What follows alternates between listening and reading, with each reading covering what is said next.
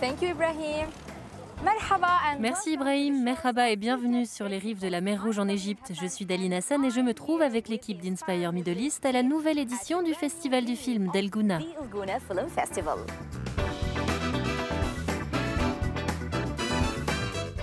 Alors que la pandémie de Covid-19 a stoppé la production et la sortie des films, ce jeune festival souhaitait plus que jamais faire vivre l'art du cinéma.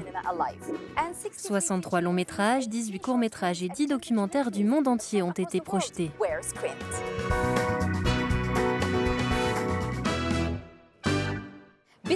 Lors de ce festival, nous avons également pu rencontrer certaines des plus grandes stars.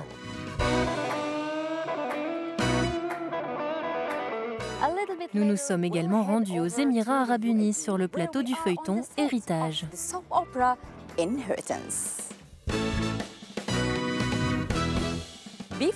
Mais d'abord, Rosie Liz Thompson nous présente les temps forts du festival de cette année en ces temps inhabituels.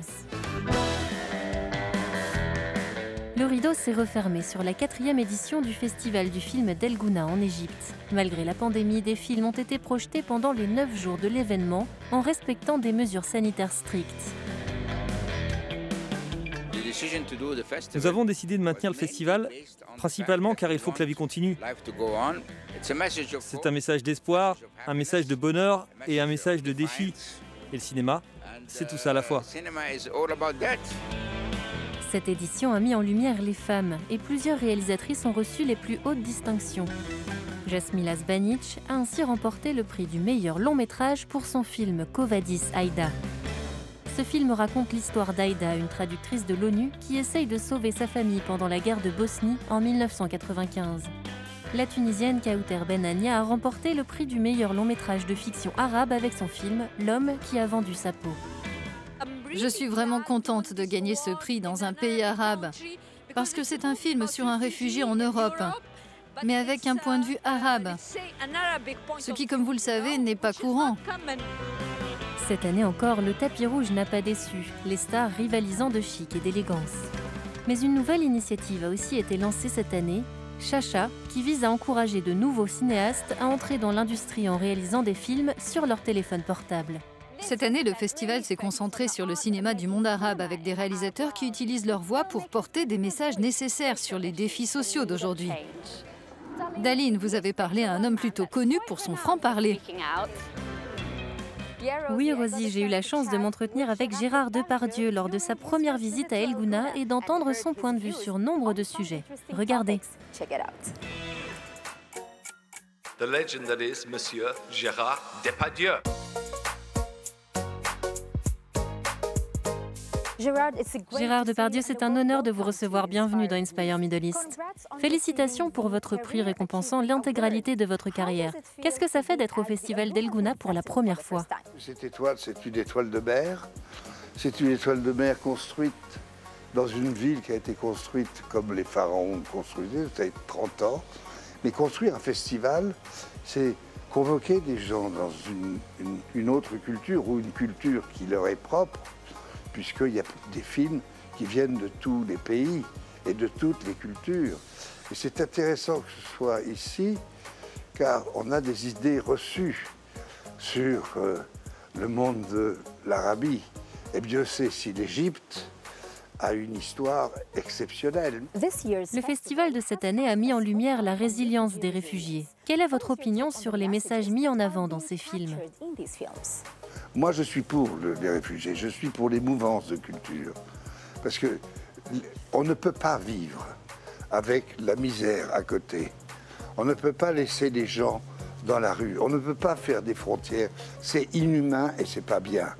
On ne peut pas changer le cours des siècles à venir en refusant d'autres cultures parce que chez eux, elles ne peuvent plus vivre. Et je pense que les réfugiés, on en a besoin parce que c'est le nouveau sang à venir.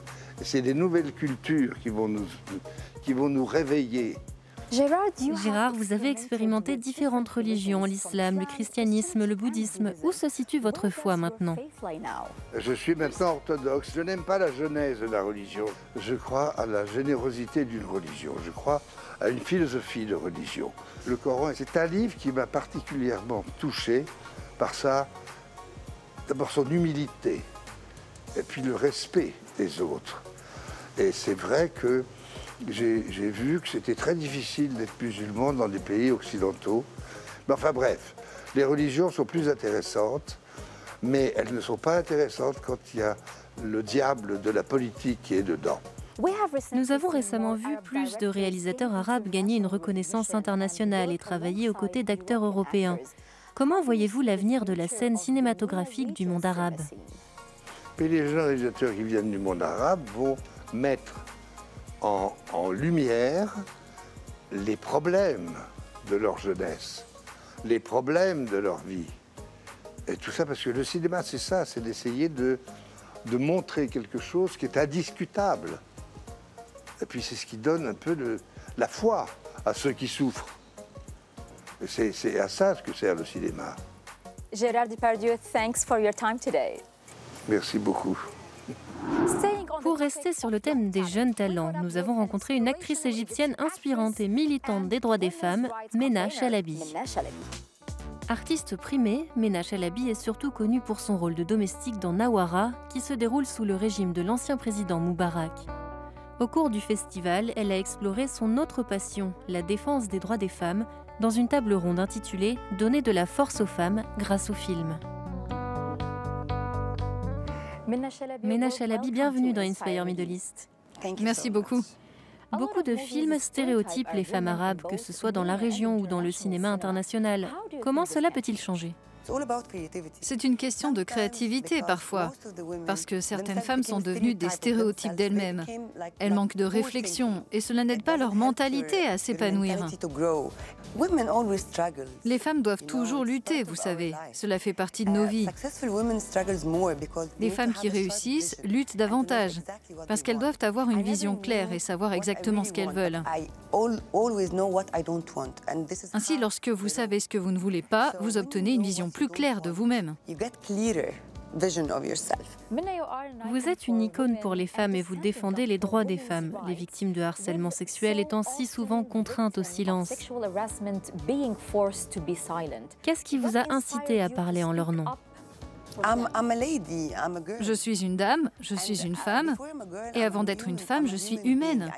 Je suis un être humain. Je ne peux pas accepter que quelqu'un me touche sans que je le veuille. Ce qui nous manque ici, ce sont les droits de l'homme, pour les femmes et les hommes. Parce qu'il y a beaucoup de harcèlement chez les hommes aussi. Mais ils ne peuvent pas en parler car ce sont des hommes. Ils sont tout de suite jugés. Donc ce dont nous sommes victimes dans notre monde arabe, c'est que nous ne pouvons pas parler parce que nous sommes jugés, même si nous sommes des victimes. Je ne peux pas avoir peur d'être une femme. Je suis une femme et j'aime être une femme, et Dieu m'a créée en tant que femme. Mena Chalabi, thanks so much for your time today. Thank you, my pleasure. Thank you so much. Du grand au petit écran, découvrons maintenant comment l'Arabie Saoudite prépare le terrain pour une nouvelle génération d'acteurs et de scénaristes. Salim Essaïd a rejoint le plateau de la série Héritage à Abu Dhabi.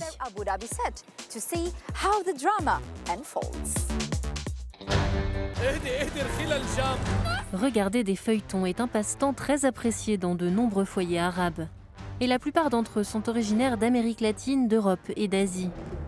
Le groupe MBC affirme être le pionnier du feuilleton en Arabie Saoudite pour raconter des histoires plus spécifiques à la région, mais pouvant être comprises par un public plus large. Le public est devenu plus sophistiqué. Il veut voir davantage de productions originales en langue arabe, plus de leurs propres histoires. Raconter nos histoires en dehors de la région, faire voyager nos histoires en dehors de la région, c'est les produire d'une meilleure façon, avec une meilleure qualité, une meilleure technique de narration. Pour cela, nous devons investir beaucoup dans la formation.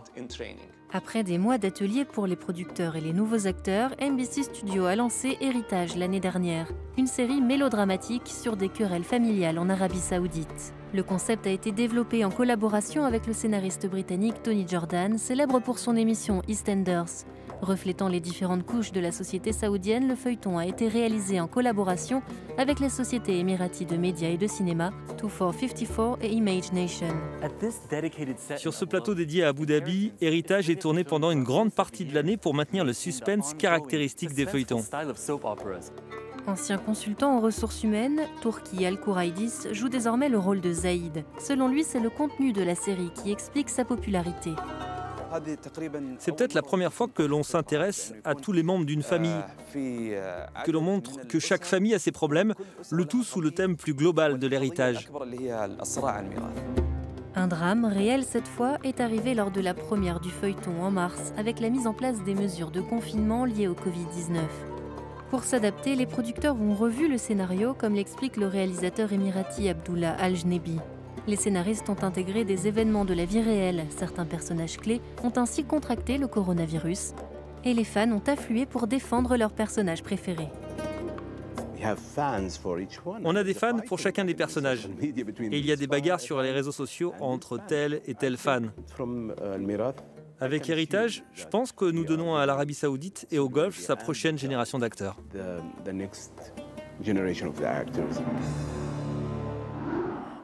C'est la fin de cet épisode spécial tapis rouge depuis la cérémonie de clôture du festival. N'oubliez pas de revoir tous nos épisodes en ligne sur euronews.com. Avant de nous quitter, regardons les stars qui ont fait le buzz sur les réseaux sociaux. Merci d'avoir été avec nous et à la semaine prochaine. L'ancienne Miss Univers égyptienne Farah qui s'est rendue à une avant-première. Et l'actrice égyptienne Lika sublime dans sa robe de soirée asymétrique.